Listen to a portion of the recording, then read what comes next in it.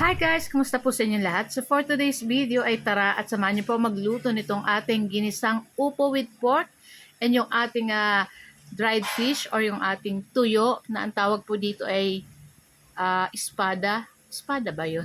Saka yung natira nating lumpiang Shanghai. So ayan na nga yung ating ulam for today's video. Kaya samahan niyo na po ako magluto and enjoy watching po. Ayan. So kayo po ba guys, ano po ang inyong lunch? Ayan.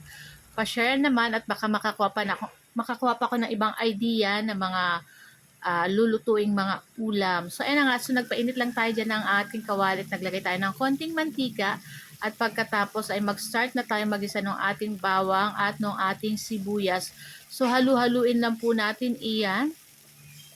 At pagkatapos meron po pala ako ditong lechong kawali na nabili ko. So tira lang yan guys. So big slice ko lang ng maliliit at ayan naglagay akong konting toyo at paminta at konting asin at maglalagay din ako ng 1 teaspoon sugar.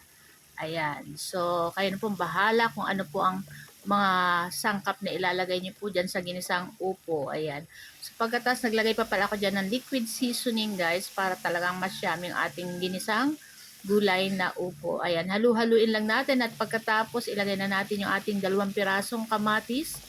Ayan, so para hindi masyado maluto yung ating kamatis guys, after na nung ating pork saka ko nilagay, tapos sinunod ko na rin dyan yung ating big slice na upo. Ayan, ayan, halu-haluin lang po natin iyan. At pagkatapos syempre maglalagay po tayo dyan ng tubig para may sabaw-sabaw yung ating upo dyan. So after ilang minuto, madali lang naman pong maluto itong ating gulay na upo. So, ayan. At pagkatapos, pwede na natin yan ahunin at i-transfer na natin yan sa ating plato or sa ating mangkok. At pagkatapos, mag-start na tayo magprito ng ating lumpia. So, inuna ko guys yung lumpia bago yung ating dried fish. Ayan. So, ito na lang yung natitira kong lumpia. So, sayang naman.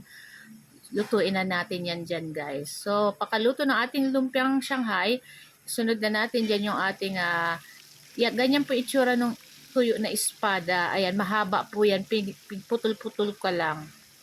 So, ayan, lulutuin lang natin iyan. Ayan ako, napakasarap nito sa ating ginisang gulay na upo. Kahit saang gulay, masarap po itong mga ganitong tuyo. Kahit na po walang gulay, kamatis lang at sibuyas. Naku, perfect na perfect itong ating mga tuyo. Lalo na po ngayon, medyo maulan po ngayon dito sa Naga.